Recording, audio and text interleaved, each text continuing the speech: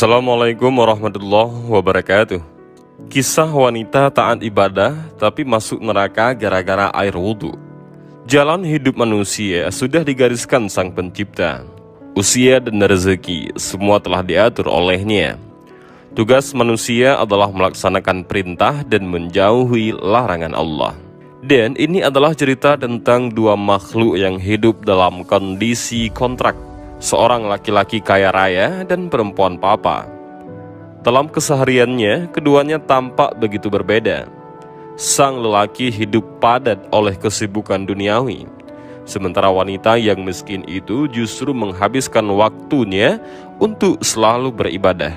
Si perempuan miskin ini hanya memiliki satu harta yang bisa terlihat oleh tetangganya, sebuah bejana dengan persediaan air wudhu di dalamnya. Ya, bagi wanita taat ini, air wudhu menjadi kekayaan yang membanggakan meski hidup masih pas-pasan. Syekh Abdul Wahab Asy-Sya'rani dalam kitab Al-Minahus Saniyah mengisahkan, suatu ketika ada seorang yang mengambil wudhu dari bejana milik perempuan itu. Melihat hal demikian, si perempuan berbisik dalam hati, kalau air itu habis, lalu bagaimana aku akan berwudu untuk menunaikan sembahyang sunnah nanti malam? Apa yang tampak secara lahir tak selalu menunjukkan keadaan sebenarnya. Diceritakan setelah meninggal dunia, keadaan keduanya jauh berbeda. Sang lelaki kaya raya itu mendapat kenikmatan surga, sementara si perempuan yang taat beribadah itu justru masuk neraka. Apa masalahnya? Lelaki hartawan tersebut menerima kemuliaan lantaran sikap zuhudnya dari gemerlap duniawi. Kekayaannya yang banyak tak lantas membuatnya larut dalam kemewahan, cinta dunia, serta kebakilan. Apa yang dimilikinya semata untuk kebutuhan hidup, menunjang keadaan untuk mencari ridha Allah. Pandangan hidup semacam ini tak dimiliki si perempuan. Hidupnya yang serba kekurangan justru menjerumuskan hatinya pada cinta kebendaan. Buktinya, ia tak mampu merelakan orang lain untuk berwudu dengan airnya, meski dengan alasan untuk beribadah. Ketidakikhlasannya adalah petunjuk bahwa ia miskin bukan karena terlepas dari cinta kebendaan, melainkan dipaksa oleh keadaan. Syekh Abdul Wahab Asy-Sya'rani menjelaskan dalam kitab yang sama bahwa zuhud adalah meninggalkan kecenderungan hati pada kesenangan duniawi, tapi bukan berarti mengosongkan tangan dari harta sama sekali.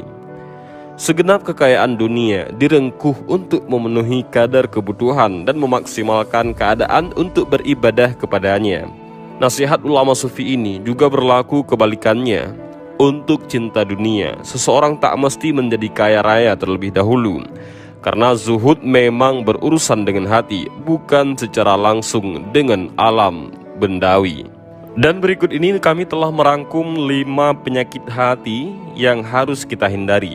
Yang pertama adalah sombong ataupun takabur. Pertama, ada perasaan sombong yang sering juga kita sebut sebagai takabur. Karena kesombongannya, seseorang memiliki kebanggaan berlebih pada kemampuan diri sendiri. Ia memandang dirinya tinggi dan enggan mengakui bahwa ada orang lain yang lebih baik. Allah Subhanahu wa Ta'ala sangat membenci sifat ini karena merupakan penyebab kafirnya iblis.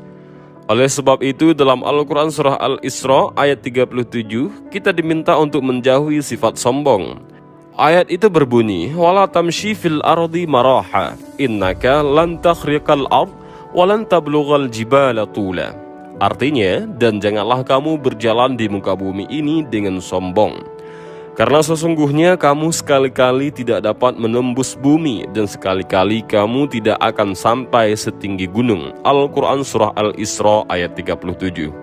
Selain itu ingat, manusia tidak berhak sombong karena kekuatan terbesar hanya milik Allah Subhanahu wa Ta'ala. Yang kedua adalah mengagumi diri sendiri ataupun ujub. Di bawah sifat sombong ada karakter ujub yang merujuk pada kecenderungan mengagumi diri sendiri. Kebiasaan inilah yang menjadi akar rasa sombong di dalam hati seseorang.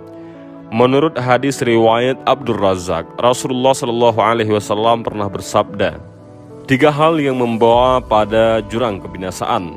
Yang pertama, tamak lagi kikir. Kedua, mengikuti hawa nafsu yang selalu mengajak pada kejelekan. Dan ujub ataupun takjub pada diri sendiri. Hadis riwayat Abdur Razak. Tidak hanya itu, penyakit hati seperti ini bisa membawamu pada kekafiran. Wa ammal ladzina fi qulubihim maradun fazadathum rijsan ila rijsihim wa matu wa hum kafirun. Artinya, dan adapun orang-orang yang di dalam hati mereka ada penyakit, maka dengan surat itu bertambah kekafiran mereka, di samping kekafirannya yang telah ada, dan mereka mati dalam keadaan kafir. Al-Quran Surah At-Taubah ayat 125. Yang ketiga adalah iri dengki ataupun hasad. Penyakit hati dalam Islam berikutnya yang harus kamu hindari adalah iri dengki ataupun hasad. Tanda utama penyakit ini, kamu tidak senang saat melihat orang lain bahagia, sukses, atau mendapat rezeki lebih. Kondisi paling parah adalah ketika kamu berdoa agar kebahagiaan orang lain berpindah padamu. Perlu kamu pahami, iri dengki adalah salah satu penyakit yang bisa menggugurkan pahala. Ini senada dengan ucapan Rasulullah dalam hadis riwayat Abu Daud. Waspadalah terhadap hasad, sesungguhnya hasad mengikis pahala-pahala sebagaimana api memakan kayu. Hadis riwayat Abu Daud. Bahkan meski kamu hanya mengucapkan dalam hati, Allah Subhanahu wa Ta'ala dan malaikat pasti tetap mengetahuinya. Keempat adalah suka pamer ataupun riya. Kamu senang pamer setelah melakukan hal yang baik. Hati-hati, perilaku seperti ini bisa menghilangkan pahala dari amalan baikmu. Pasalnya, kebiasaan pamer ataupun riya termasuk penyakit hati dalam Islam yang tidak disukai oleh Allah Subhanahu wa Ta'ala. Riya akan menghilangkan rasa tulus ikhlas yang seharusnya kamu miliki ketika melakukan ibadah. Contoh pamer adalah melakukan sedekah hanya ketika ada orang lain yang bisa melihat dan menyanjungmu. Yang kelima adalah kikir ataupun bakhil. Penyakit hati terakhir yang harus kamu hindari adalah kikir ataupun bakhil. Dasar utama dari perilaku ini adalah perasaan bahwa apa yang kamu miliki masih kurang. Akibatnya, kamu tidak mau membagi rezeki kepada orang lain yang lebih membutuhkan. Padahal harta yang ia miliki sudah lebih dari cukup untuk hidup dengan nyaman. Di dalam Al-Quran Surah Ali Imran ayat 180 dijelaskan bahwa mereka yang kikir di hari kiamat kelak harus membawa hartanya dengan mengalungkannya. Dan itulah beberapa penyakit hati dan kisah seorang wanita yang masuk neraka karena masalah air wudhu. Mudah-mudahan dari kisah ini dan dari video ini kita bisa mengambil beberapa pelajaran dan hikmah. Dan juga mudah-mudahan video ini bermanfaat bagi kita semua. Amin ya rabbal alamin. Wallahu a'lam bissawab. Assalamualaikum warahmatullahi wabarakatuh.